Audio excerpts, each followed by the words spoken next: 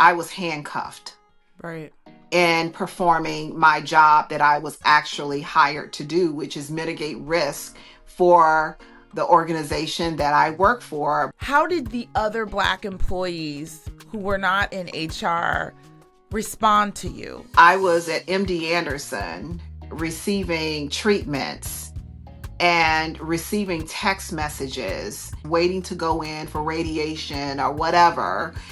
And I was worried about my job. Once we get to that executive level, that we're silenced because we're so afraid of what our peers will think if we exit this big company, that we must have done something wrong. Is there any time we should trust HR? You can have all the documentation in the world. If the mission is to get rid of someone,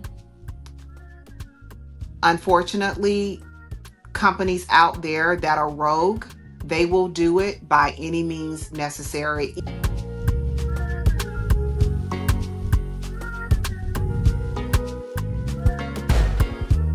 Hey everyone, welcome to the Coffee No Cream podcast. My name is Erin Braxton and I am the host of Coffee No Cream.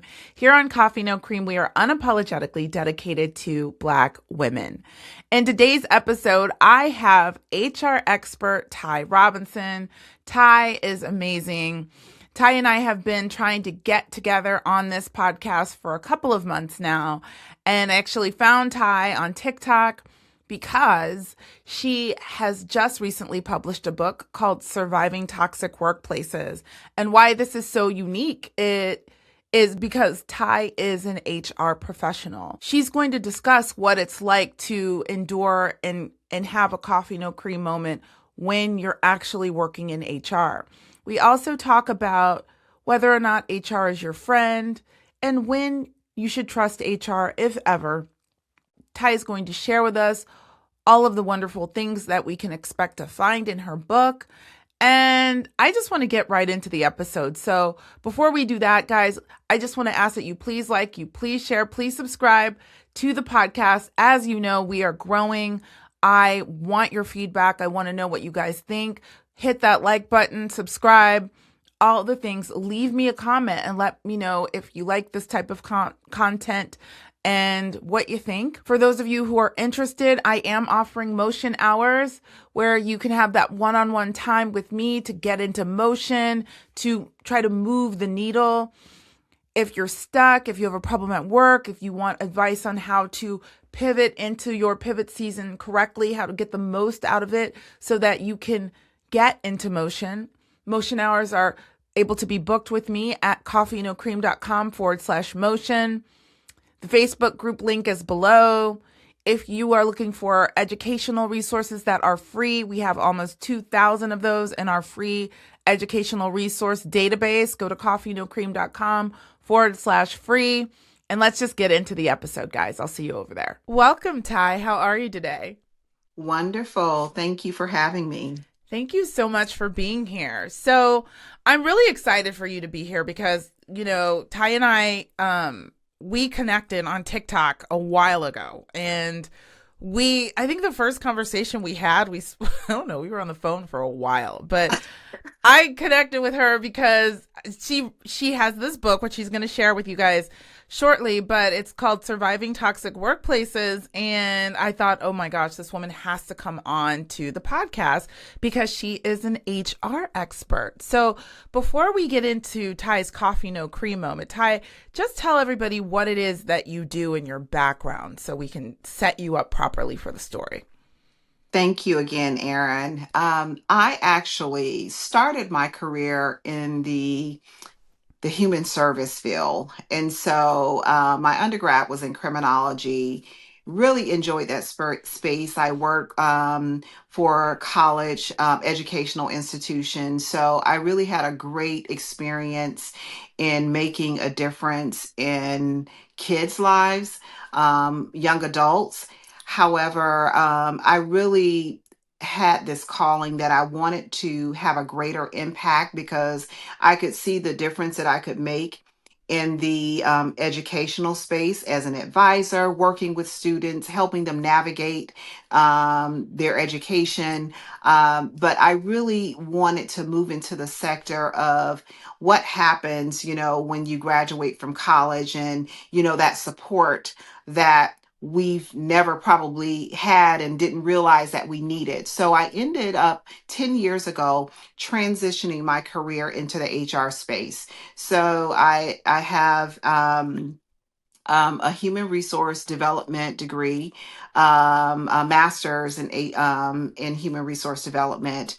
Also, I'm SHRM certified, but I am more so experience certified because I think that that's where we truly get our life experiences Yeah. when you get in the trenches and you're actually doing the work. The college, all of that is great, but your real lessons in terms of that really develop your growth happens in the workspace. So I've been working in the work in HR for over 10 years now. Yeah. So I don't want to tell my age too much, but you know what they say, black don't crack. So It doesn't.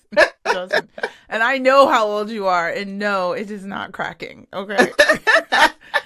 um no, this is going to be really good, guys, because HR is such an incremental part of the Black woman's journey in corporate America.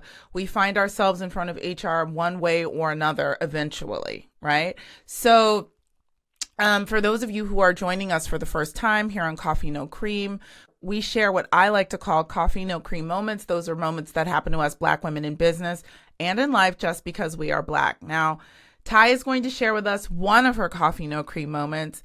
We know Tai has multiple coffee no cream moments, as do most Black women, especially here in America. So I'll just turn it over to Tai. Tai, tell us one of your coffee no cream moments. you're absolutely right. I've had several, but I will share with you one that stands out for me the most that I felt at that moment was traumatizing. However, I recognize today that that experience really allowed me to grow, and so I'm thankful for that experience today. But I'll share with you, I had an there was a meeting. We would hold these one-on-one sessions weekly with our leaders, and so my VP of HR at the time, it was very interesting. I shared with her that I received a number of complaints from employees that one of their executive leaders made derogatory statements that were definitely racially charged. And so I asked her, I said, hey,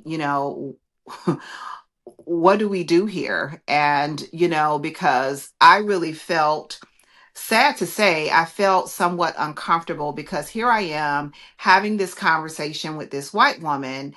I really don't know what her views are, but I learned at that moment.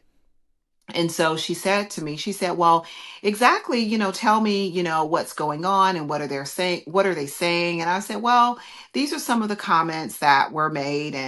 And she said, well, we really may not understand the full context of the conversation. So we have to be very careful. And Ty, I just want to make sure that you're not placed in a situation where, it seems as though you're stirring the pot, or you're being messy. And so, I'm sitting there and I'm, and at that moment I sat back and I'm looking around and I'm thinking, I know damn well she's not talking to me. And so I said to her, would you please elaborate on that? Because I'm confused. And so at that moment, I began to see her body language shift and she became more aggressive. Her tone elevated. It just didn't elevate it. She actually yelled at me. And she said, I just think that maybe you just need to be more supportive and look and think about, listen to all sides, and we should just give her a chance. And so I was blown away. And so I was like, wow. And I just remember the conversation ending abruptly where we were just disconnected. And so at that moment and following that moment, then our one-on-ones turned into interrogations where she was questioning my decision making and some of the things that, you know, just this normal day-to-day decisions that, any HR practitioner would make. And so it then began to feel like it was retaliatory. So I knew at that moment, not only were the employees unsafe, but I was also unsafe. And so that was the start of my exit, and not by choice. Wow. Wow. Okay. Okay. All right. So let me just ask a few questions. The woman who you reported into was white. The woman who they're talking about, the senior leader, was white. What about the person who was reporting the issue? Was it more than one? Was it one person? And what color were they? Oh, the employees, they were this organization within this particular area. Houston is a very diverse community, but this particular organization, their targeted population were pretty much minorities. Right. But I will tell you that all of the employees that flagged concerns about differential treatment, um, racism, they were all African Americans. And not only that, but I recall one of our regional leaders visiting. We have these quarterly surveys, and the surveys overwhelmingly communicated that the Black experience, the experience for Black employees, was atrocious.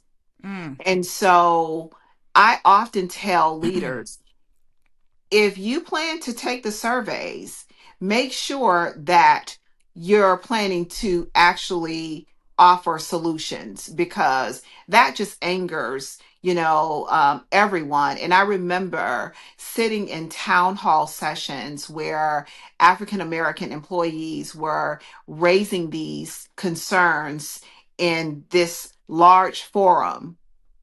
And it was a very difficult situation, because I knew that I was handcuffed Right.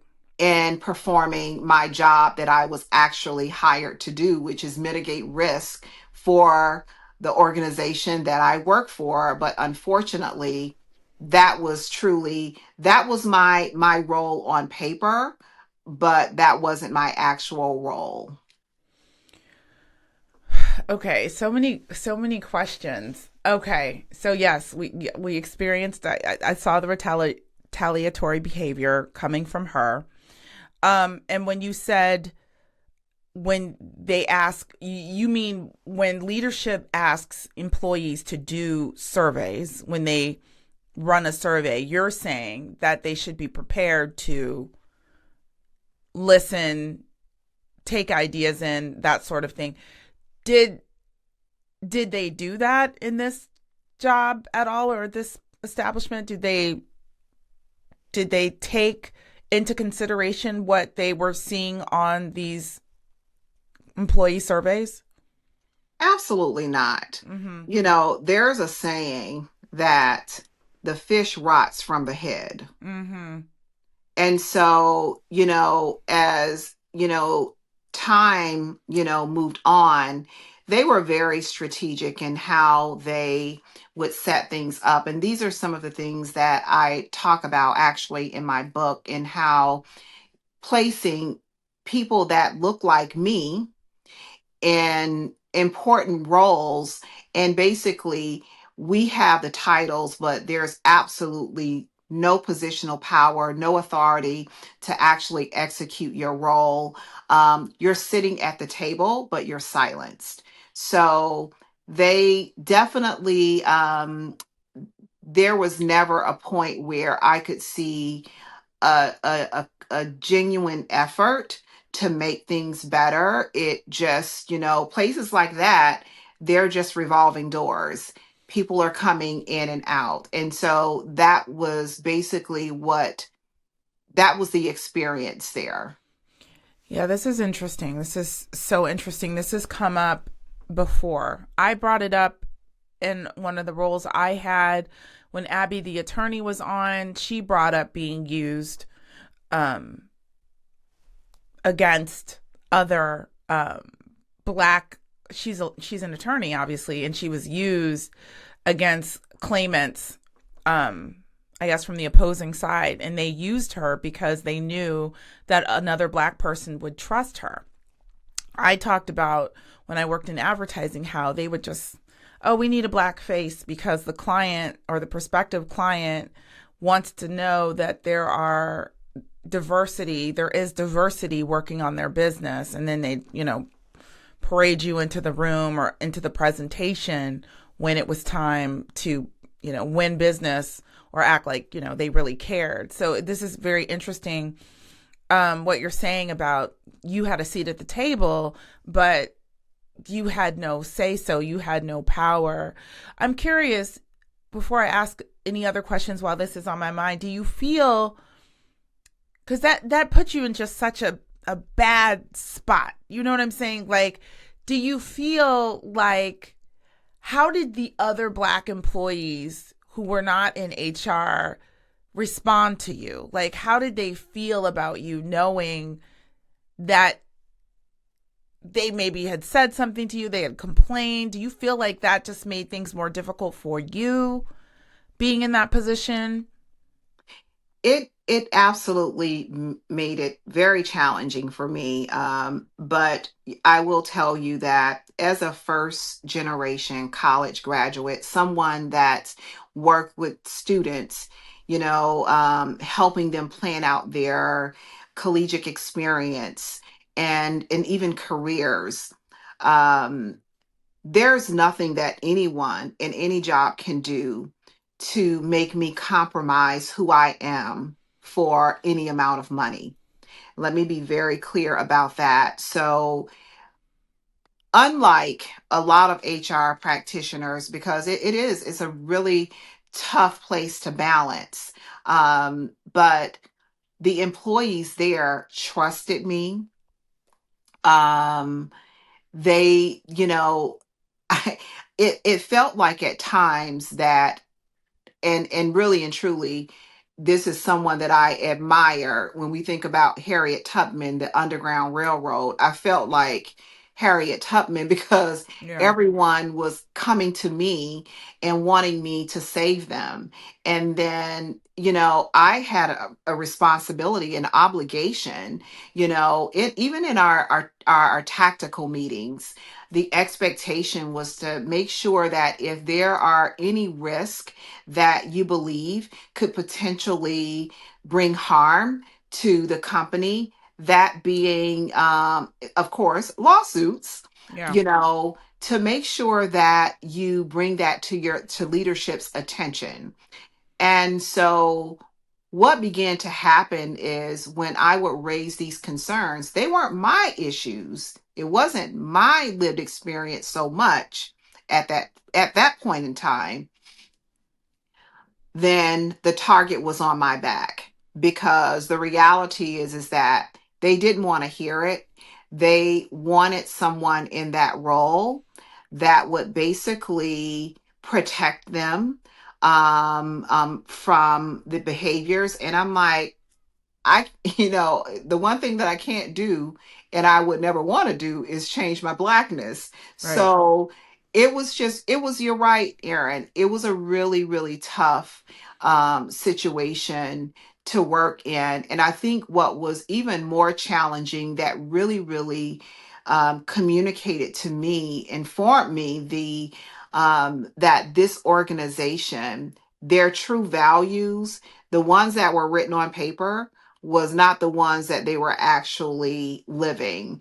And it became very clear to me because during that time, and in my book, I do share that I had a very serious health crisis. I'm a breast cancer survivor. Mm-hmm. And so I remember I was at MD Anderson receiving treatments and receiving text messages while I'm, receiving treatment, or even sitting in the waiting room with other ladies waiting to go in for radiation or whatever. And I was worried about my job. And I literally would bring my laptop to treatment with me. And then when I would get in my car, before I would even exit the parking lot, I was checking my messages because I was receiving emails or messages from members of the executive team that knew that I really functioned as a neutral party. So when individuals were bringing concerns to me, any time or any opportunity where they could make things challenging for me, it didn't matter that I was probably in the most vulnerable space. They just didn't give a damn.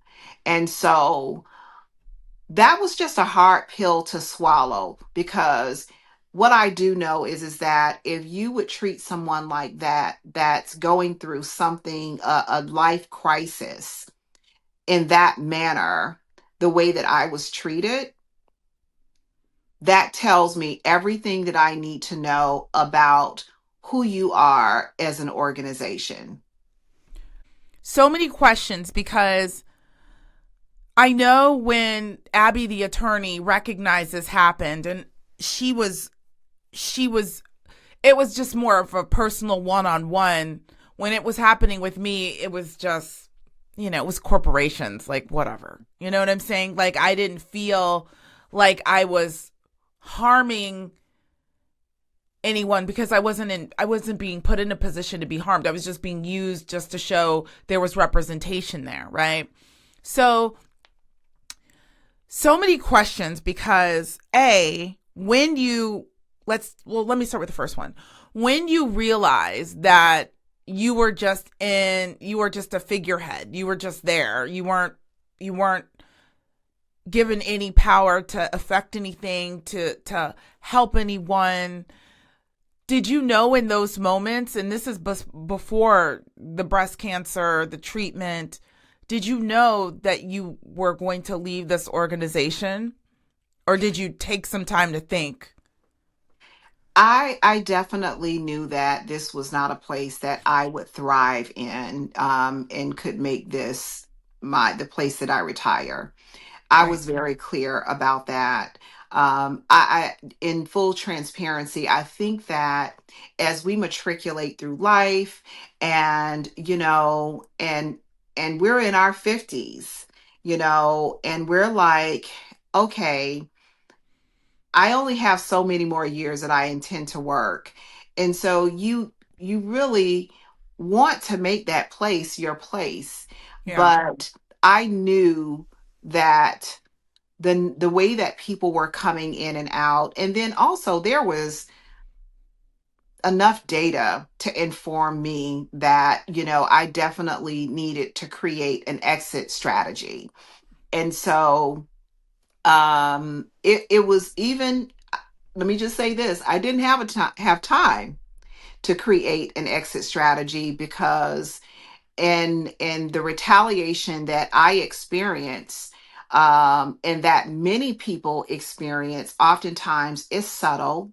They experience this retaliation with mobbing. And typically, what will happen to folks, and I've heard this with people that I've consulted with, how, you know, they'll bring in someone that's African American, very much sounds like, your experience, Abby's experience. You bring someone in that you recognize that they will automatically trust because they're Black. And the thing about, I think about Black people in general, especially those of us that are in corporate America, are serving in executive roles, we've worked so damn hard. We're harder on ourselves than Oh yeah. anyone, and we Mm-hmm. our standards are so high that mediocrity is not an option for us. Nope. And so, but I recognize that they would bring mediocre people in and have them basically serve as the house Negroes that could make sure they could manage the people in the field. It's the same mentality that we would see in slavery. But what Mm-hmm. I also want to say in lieu of this, where I was really blessed, is that God positioned me even in this space where I had allies, and these allies weren't all Black. And they were my tribe that supported me, that heard me, that were truly my allies. And I remember one of those individuals saying to my boss, who happened to be Black, and that was facilitating the corruption for our VP of HR. I remember her saying to this person, she shared something with her about my employment status with the organization, and she was very, very clear in her messaging. She said, "I'm not comfortable having this conversation because I know who Ty is. I know her character. I know what she brings to this organization, and I don't trust you." Mm. So that was a really, I think that these were the moments that helped me maintain balance and really leading me back to, when we think about Dr. King and his messaging, judging, those by the character, but not the color of their skin. And there were people that didn't look like me that today are still my friends. And so I'm so thankful for that experience. But I can tell you that it was life changing. And it was really scary because when you're working in the HR space, you're so terrified. And this is how we're silenced once we get to that executive level, that we're silenced because we're so afraid of what our peers will think if we exit this big company, that we must have done something wrong. So we're so guarded in trying to protect our professional reputation and don't want anyone to know. And meanwhile, these folks are protected and they continue with that same cycle and behavior. So, and I know that it's a lot to unpack there. Yeah. I think well, I want to circle back real quick with how they're handling you when you were going in for your treatment. You weren't off work. You were going through your treatment and working at the same time. Of course. Yeah. Okay. Um so I that's then I'll just let that go cuz I was wondering, that just ethically it just seems morally wrong, but I was just making sure you weren't like out of the office or something. But let me ask you this. In your opinion, should or is there any time we should trust HR? People should trust HR because HR is put in place, from my perspective, to protect the company, not necessarily the employees. So when you have situations such as this, when you know you're being mistreated, when you know you're dealing with racism, and then retaliation and in response to speaking up and all of the things, should we ever trust HR? What is your feedback on that? Because somebody asked me that question in one of the lives I did, the last live, that they reported something to HR and the person they reported to was black. Should they trust it? And I think they knew the answer before I could even answer, and I'm not an HR specialist, so. And, I think that that's a very valid question. What I will tell you is that you're absolutely right. We are employed by the companies that hire us. They hire us to make sure that we protect their interest.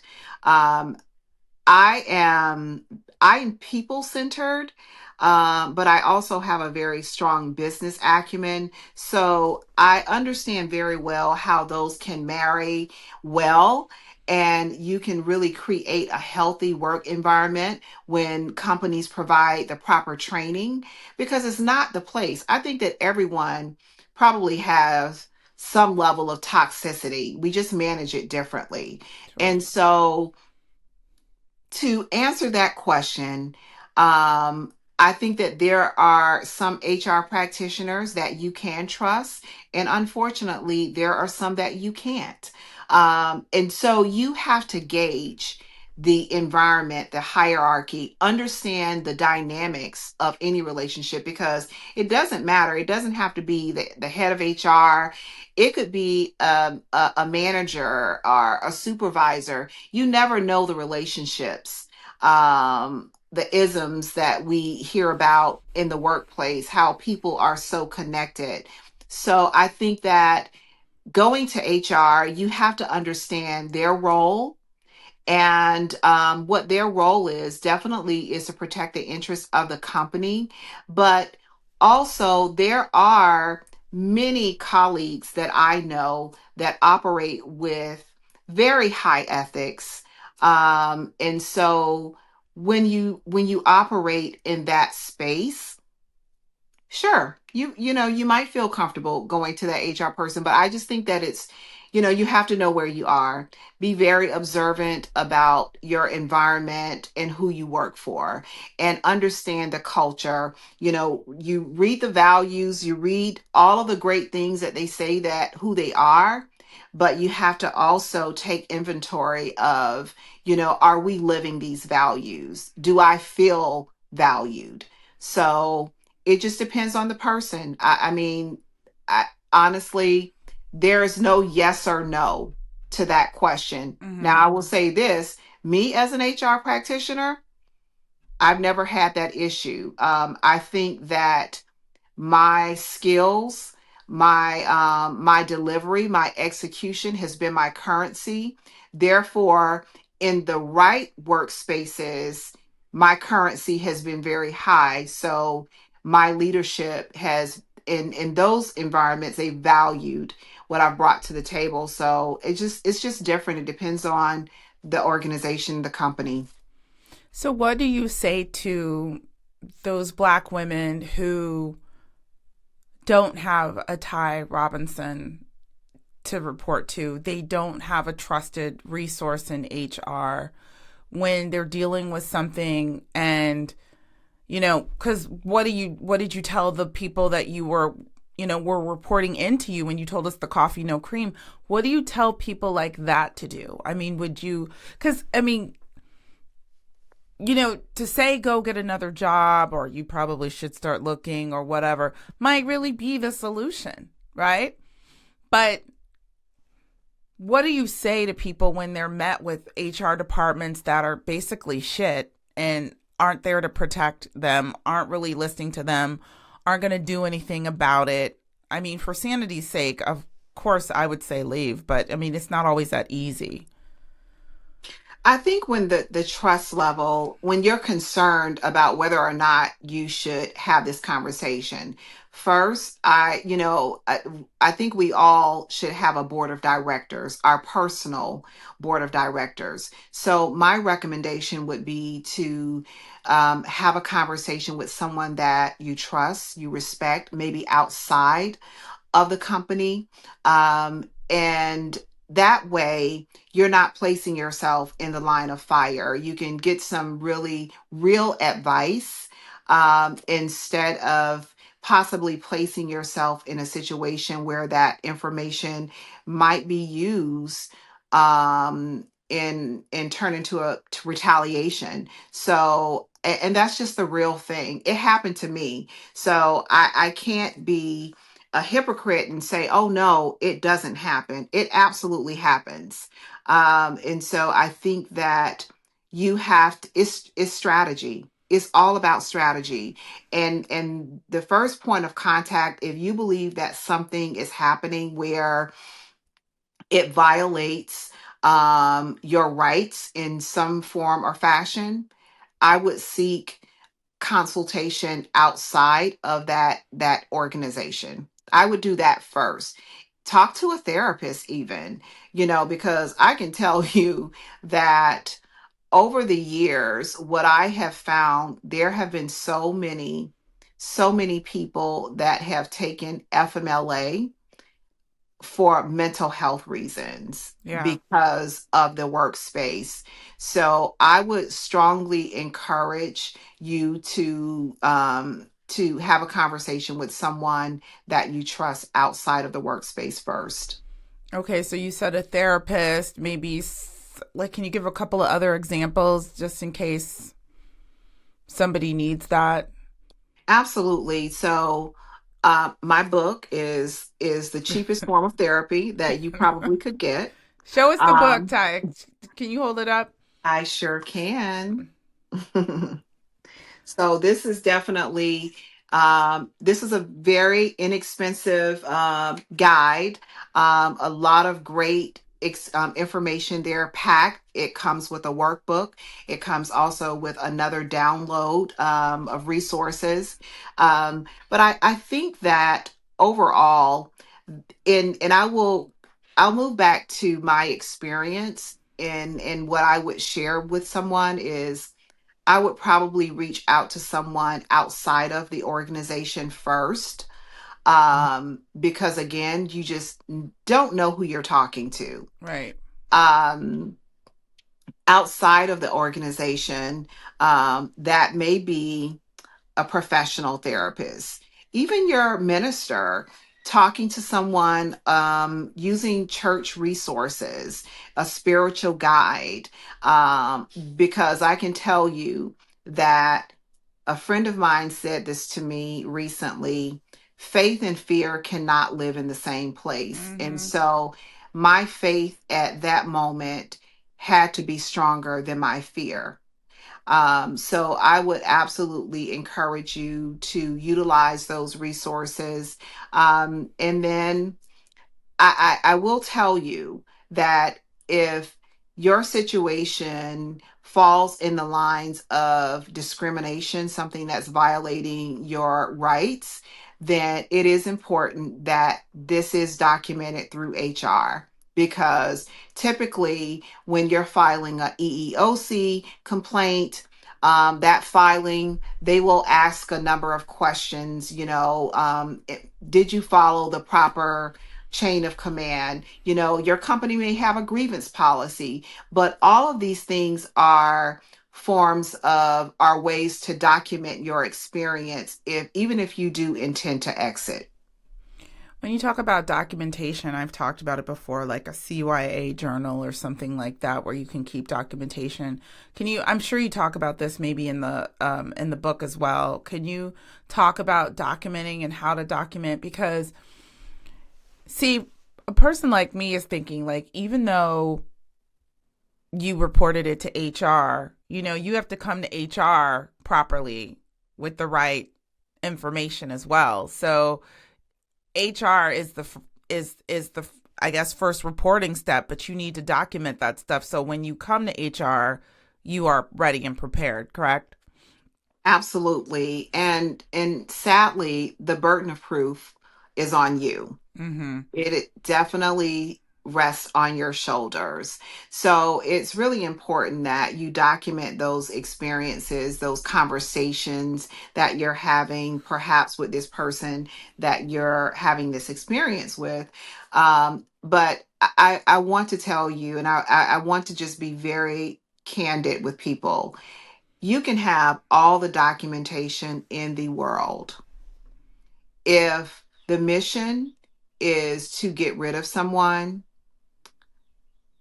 unfortunately, companies out there that are rogue, they will do it by any means necessary, even if that involves fabricating a story. Mm. And these are the dangers that that companies get themselves into when they're hiring the wrong people, that lack integrity, is that these sorts of things come up and they cost companies a lot of money, are some, and definitely harm their professional reputation, especially if you're an educational institution that's providing services to the community. Because the way that my mind is trained to believe that is, if you treat your employees this way, I can't possibly believe that you will treat your customers well. And so, so there are just so many variables, in these situations. But I definitely, my experience was, you can have all the documentation. Hell, I'm an HR professional, and I had so much documentation. And to be quite honest, the system it's designed, for them. Like, when you think about a policy and procedures handbook, they're great. But one of the things that I've learned is that those rules apply to certain people. Mm. And that is just a harsh reality. A grievance process, that grievance process isn't designed for an employee to position themselves to win a lawsuit against a company. It's in place, really. They're collecting all of this information, and I think that once you get to that level, you probably need to seek counsel. Mm. Okay, And yes. Okay, you said that, and you said, these things can cost companies a lot of money, but I feel like we skipped a step because, I know people who have sued, who are trying to sue, who are in the process of getting that started. The EEOC is always questionable because some people have had luck with the EEOC, some people have not. So, and we probably just need to have you back to have a deeper conversation, or some sort of Q&A or something, because there's so many questions I'm sure a lot of people have when it comes to particular specific situations. But what has been your experience with the EEOC? Because it's come up several times. I know people who have tried to approach the EEOC with blatant discrimination, issues and proof. We Ashley Morgan was on a few weeks ago, and she had an issue, and she said they even told her, we believe you were discriminated against, but we can't do anything. We can't help you. Right? And I was talking to a family member about it, wanting closure. And I'm like, sometimes you're just not going to get it. You're just not going to get it. So, what is your recommendation, or if you could give, just kind of maybe general information when dealing with the EEOC, if people want to go that route before they go take it further with an attorney and all of that? this is really, it's just tough because we have to think about the systems, the institutions, the people that are managing these agencies. They are overwhelmed with complaints. And honestly, my experience in filing an EEOC complaint, I felt like I was talking to someone that was basically an inexperienced case manager. Mm. They're receiving my information, and they really, they're not attorneys. They've received an overwhelming amount of cases or complaints that are coming in, and honestly, I think literally someone probably has to have a noose around their neck for them to take their case on. And honestly, I have not found the EEOC to be very effective. I've just found them to be an organization or agency that collects data. Mm. And even with that, because once you go through that process and you are and once they've completed whatever investigation, and if they decide, and there's probably a 90% chance that they will not take your case, um they will provide you with a right to sue letter. And so with that right to sue letter, you have 90 days to basically file a lawsuit, which means that now the onus is on you to get out there and retain an attorney. And that's a whole nother conversation, because when you think about even that process alone, not every attorney is created equal, the competency levels of attorneys.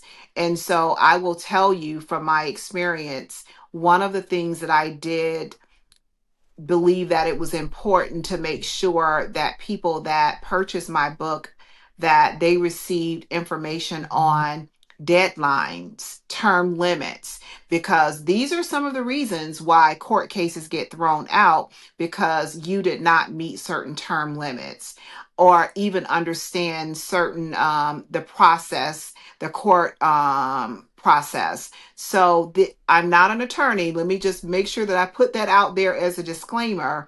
This was just based on my experience, but these were things that I wish that I had known when I had to make decisions to consult with legal counsel.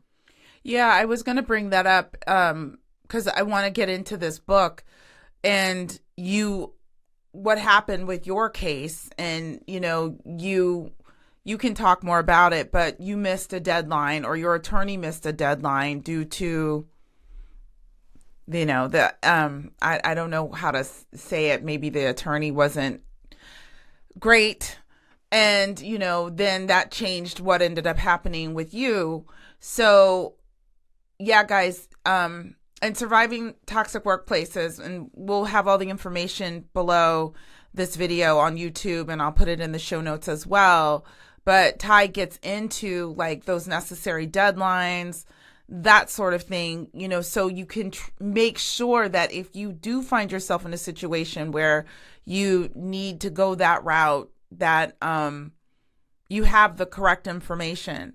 I know somebody right now who is looking to do something against their employer, and it's very difficult to find an attorney, mainly because of who the employer is too. That has a lot to do with it sometimes too, because Oh, if it's a absolutely. big employer, there's not a lot of attorneys who want to take that on, so there are just so many things. I'm sure you can talk about it more than I can. I just know from what I hear from talking to Black women all the time.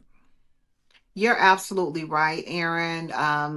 That is a problem, and and it's a very, you're in such a vulnerable position when, if you ever get into a position where you need an attorney, you're in a vulnerable position. And I have to say that I have been so disappointed in how many, the some of the attorneys that are out there, they make these promises, they collect your retainer, and then once they collect your retainer, then they're operating like snails, and Yeah. there's no sense of urgency. Or even in my situation where a deadline was missed, I was not informed. I ended up reaching out to another attorney, and they had the access where they looked up my case, and they informed me that my case had been dismissed, and it was because my attorney failed to respond. And it was disheartening because when those situations occur, there is absolutely nothing you can do, because when you run out of time, you run out of time. It doesn't matter that it was the attorney's fault. The only thing that you could possibly, your only recourse is malpractice. Mm. And to be perfectly honest, when you've experienced, health issues, racism in the workplace, retaliation in the workplace, it beats you the hell down, and you're exhausted. And at that point, you just want to move forward with your life, with your career. And that's what they're banking on. And even and with big companies, big organizations, you never know what their political influence looks like. So therefore, you have attorneys that will not take it on, and sometimes it almost feel like they're colluding. Mm. So it's so difficult to trust, because when you think about that community, you know that many of them know each other. And so it's just really a sad, sad situation. And so I think that at this juncture in my life, at this age in my life, I'm not fighting, you know, but what I will do is I'll make more informed decisions about my career. Um, and so it's just, it was overwhelming, to say the least, and it was so disappointing.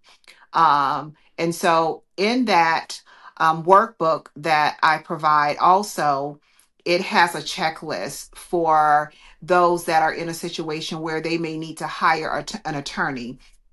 And I will tell you, do not be afraid to ask the tough questions. Make it very clear about your expectations in terms of communication, in terms of notifying you, because when someone has the power of attorney to manage your case, they're the ones receiving all of the information, and you're sitting there waiting for them.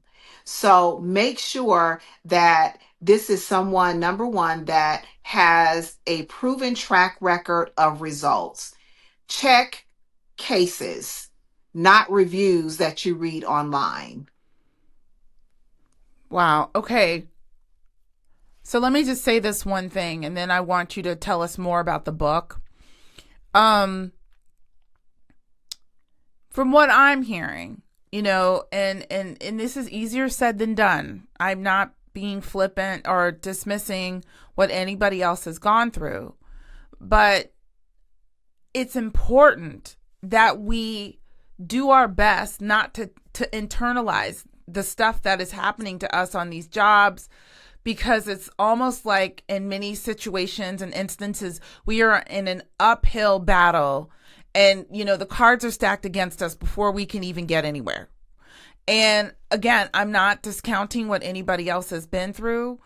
I do feel though that, and I say this as somebody who's very close to somebody who tends to want to get closure on everything, make people pay for what they've done in all of this. And it's not always the healthiest route to take, if you can, definitely, right? But sometimes, I don't know, I think it's healthier for us Black women, unfortunately, to get the lesson. And like you said, like the fighting, and go where we're wanted. Absolutely. Go where we're wanted. That is so important, because, one of the chapters in my book is about not allowing them to take your peace, Mm-hmm. and you end up in pieces. Yep. And so for me, especially after cancer, my health, my physical health, my mental health is a priority, because I could make all the money in the world, but if I can't move, if I can't function, it's not worth it. And I think back, my mother passed away at the age of 45. My mother had a stroke while she was at work. And so, and I'm not saying that her work environment was the reason, but other stressors that we experience outside of the workplace. And let's face it, as we matriculate in age, our bodies respond differently to Totally. stress. Totally. you Yeah. know it responds differently to stress. And I can tell you, I'm that girly where every time I'm traveling for work, I am going to find the joy in every moment possible. If I'm somewhere in the Sunshine State, I'm finding a beach at some point. And we have to learn how to we manage the stress, but we also have to listen to our bodies, but also establish professional boundaries, to really protect our peace, It's true. and preserve something for you. And so that's the thing that I walked away with. I walked away with my peace. I walked away with my dignity. I walked away with my integrity, because guess what? All of those people that I know that I did help, that I did mentor, that I did coach, even in the midst of my own experience in terms of retaliation, I feel good about, who I am right now. And I am so thankful for that woman and for what she did for me, Mm-hmm. because she taught me some good lessons in life that I've been able to carry on and hopefully inspire other people. We talk about, turning lemons into lemonade. My lemonade is so sweet right now. Mm. And so I am so thankful for that. And so any experience that you have now, I'm not saying sit in it, because they say that if you sit in it for too long, you'll stop smelling it. Mm-hmm. And Mm-hmm. so, and you know what I'm talking about. Absolutely true. And so I know that, just, right now, I'm truly in a place where I am unapologetic about who I am. I'm going to be honest. I'm going to be transparent. I'm going to be everything that I choose to be. I'm going to choose my own vibe. Now, when I'm at work, you get the work tie. But when I leave work, I am going to enjoy life. And I encourage people to make sure that they do that for themselves, whether it's a trip in the same state, whatever it is that you enjoy doing. Find your joy, curate your joy, find your peace. Make sure that you spend your time with people that elevate you, that celebrate you. And your job is just your job. That's it. It's just your job you That's know it. It's not you. And when you're talking about your mom died at 45, my mom was 49. Your mom had a stroke at work. My dad came home. I've never said this on the podcast. My mom was dead. My dad came home and found my mom dead, right? She was never been completely confirmed what it was, but we thought she had rheumatoid arthritis, then we thought she had lupus. And when you talk about how they protect each other, the lawyers, We had an attorney working on this for a while. The doctors protect each other. They couldn't figure out, was it the medication, you know? And my mom was very into work. She was stressed out. She was doing the most. She didn't take care of herself the way she should have as far as self-care. Now we're self-care, we're self-care, we're self-care. And it's all about, and people say the words out of their mouths, but are they really doing it? Are they really doing it? They say, oh, I don't care about that job, but is that really true? Right? Because all this stuff has a way of chipping away at your confidence, your self-esteem. And it's really, really hard when you feel like you're being rejected from people and places and institutions that you give so much of yourself to. So that's why it's so important that you need to, as I've talked about, find your creativity, find your joy, like Tai is talking about, like learn to appreciate every moment. The job, you're going to find another job. You're going to find another job. But if something happens, you just have to know that God is going to give you another job. That's just facts. That's right. Yeah, but we just don't want to rush ourselves to the grave, and we don't know how long we have on this earth. But the time that you do have on this earth, you want to be as healthy as you can over that Exactly. time, right? So Thank you for, sharing that. And, and it really is something that when you lose a parent that young, yeah, because, you and I were probably around the same age. yeah, I was 23. I reflect on, daily. I wake up every morning and I make sure that there's silence in my space. I meditate.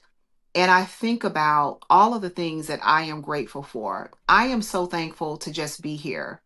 I am truly thankful to be here. When I think about, because I think that losing a parent at a very young age, it really, there's fear for us. We're thinking, will that be my fate? And so now I'm very, very conscious of, if I'm overwhelmed at work and I begin to experience headaches Yeah. and all of the things, I listen to my body. And let me tell you, if I have a mosquito bite that doesn't look right, I'm at the doctor's office, you know, and because, and I remember when I learned that I had breast cancer, I was totally shocked because no one in my family that I'm aware of ever had breast cancer.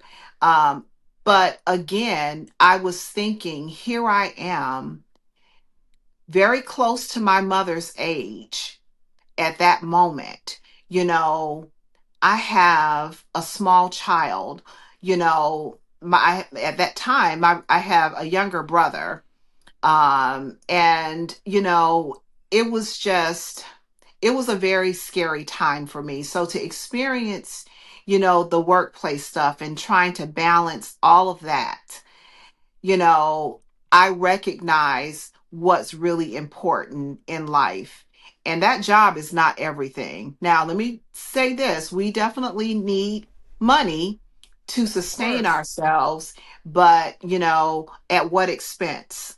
And certainly not at the expense of our health, because when you're sitting in that doctor's office and you're waiting for that treatment, the last thing that you're thinking about is, say going out and partying and doing all of the things that we probably did when we were younger. You're not thinking about that. You're thinking about your mortality. Mm-hmm. And so I really, that's why it's so important to me to make sure that I manage my mental health, my physical health. And I encourage that even in this book, just tips that I truly live by myself. I'm not just giving this advice, but I'm taking my own advice. And believe it or not, there are times where honestly, I have to pick up my book and I'm like, self.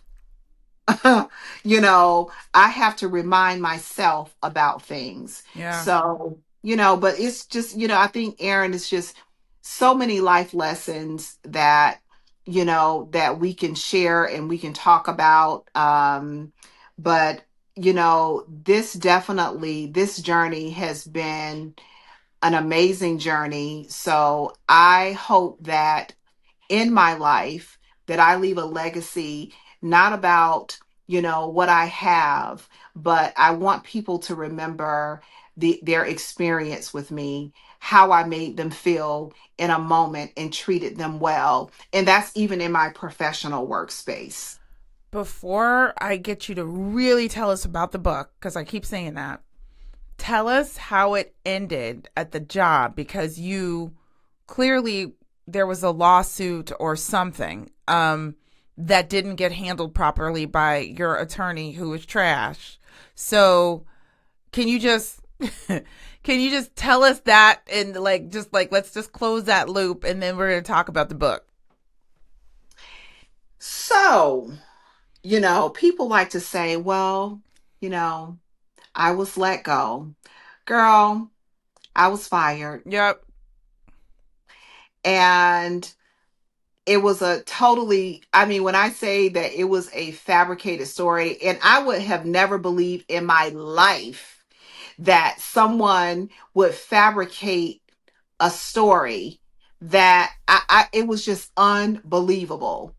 And so that's basically what happened. I received a call that the decision was made, that I would not be welcome back. And so at that moment, I was like, wow. I was in disbelief. Mhm. And the person that, had the power in that situation, she actually was placed on administrative leave because I went through the grievance process. And the reason why I'll share this is because I know that it's public record. Um, and this person was on administrative leave for 6 months. Who the hell gets paid for 6 months? Wait, But this is the person who was responsible for you being terminated? yes, about a month after my termination Uh-huh. and all of the things that I flagged, this person ended up on administrative leave for about 6 months. So she received a salary for 6 months. Whenever we're exited from companies, that's never the damn case, Right, but right. So six the white months. woman gets a salary for 6 months. Did she return? No, she moved into another leadership role, making probably $100,000 to $200,000 more. So they get rewarded, Yeah, you yeah. know. But here's a silver lining to this, and this is why I say when I heard this person had left and they were placed in another role, very high ranking leadership role, I was so excited because what I know is that that role would be the one to expose Yeah, who yeah. she really and truly is and was to anyone that she ever managed. Mm-hmm. And I'll say this because I know I read it in the newspaper that this person lasted probably about a year and a half and was walked out of the building. And so and not that I will sit and gloat about that, because here's the thing, even in everything that happened to me under this person's leadership, there was still lessons and there were questions that I asked myself. Tai, what what could you have learned in this situation? Is there something that perhaps you could have done differently? Probably Mm-hmm. not. Mm-hmm. But I wanted to make sure that in that moment, that I created some type of learning experience for me, whatever it was. But there were learning experiences. But see, what happens to people when they live and they do the things that they do to people to harm them in their lives and their careers that also impact their families? There's a saying that God don't like ugly, Mm-hmm. and she wasn't that pretty.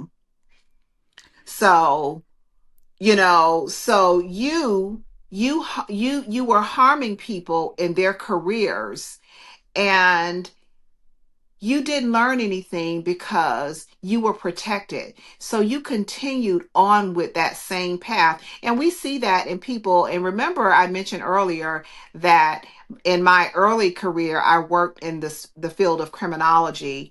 And the thing about people, when you don't learn the lessons that perhaps God intend for you to They learn, keep coming. They just keep, it just keeps happening again.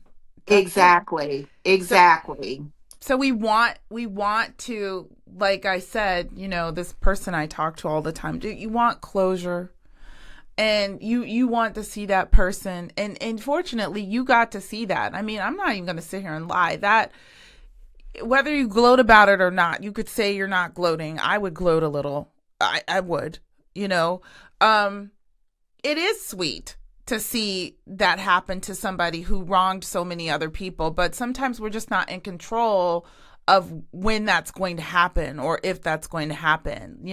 And normally by the time that does happen, you're so far past it, you're just like over it. So I'm saying all that to say um that we have to try to push things aside and keep going. We can't sit in it, like you said. We can't stay there. We have to keep going, because you will lose years of your Oh life. yeah. Years Oh of your life. yes. And not just trying to like get an attorney, file a lawsuit, but mentally you will lose years, and you will not grow because you're That's so right. busy trying to stick it to somebody else or make sure that we're not in control of that. We're not in control of that. So And they're it really does take so much away from you energy wise when you're exhausting your talent into mhm. something that will not provide you with the results that probably you would like. Yeah. And so, I will tell you that I knew that I had to move on. And let me tell you that while, folks are like, "Oh gosh, that was such a great opportunity, maybe financially," I'm making three times more than what I was making then. Mhm. Mhm. So, so again, faith and fear cannot live in the same space. And you have to really, really put your faith in God and trust the gifts that He's given you Yep. and move on. Move on. Yep. As hard as that might be, as hard as that might be, it's just like pining away for somebody, some man, for years and years. I met somebody or reconnected with somebody recently, and she has been in love with this guy for years, and I'm like, girl, are you know waste of time. Waste of time. The guy doesn't even think about it. And you're at home pissed off about these people and mad, and you want them to get, they are not thinking about you. They have moved on with their lives. They're going to see it coming. Maybe not, you might not see it, but they're going to see it coming, and that's just what you got to know. So you just do not waste any more time and energy and minutes of your life, not just in the moment now, but in the future, because all that stress and stuff like that is not good for you. But Oh no, it's not. It's, you know what, Aaron, I would encourage folks catch flights and ferries. Okay? That's what I explain, do. explain. Flights and ferries. I take vacations, getting on a ferry, going to an island. Something. That's what I want to do, and that's what Mm-hmm. I do. That's where I'm able to, to really. recenter, Yeah. and that's where I find my joy and my peace. And it's so nice sometimes if I'm traveling for work, even I'm in my hotel room alone and it's quiet, and and I am so thankful for those moments. So, and you're right, it's like when you reflect back on everything that happens in life, even when you experience that bad boss, vengeance is not ours. It's really not. It's not ours. And not that I am praying for your downfall, but what I do know is that my faith and the God that I serve, I know that he protects me, and he protected me, in my health, my mental health, because those types of experiences definitely impact us physically and mentally. So Yeah. it's just critical and crucial that you surround yourself around the right people, that are going to add joy to your life. And I mean, and even with that, it was miserable when I first, experienced that. That's the first time in my life that I've ever experienced anything like that. The first time in my life. I just could not believe it. Um, but it is what it is, and it's not what it's not.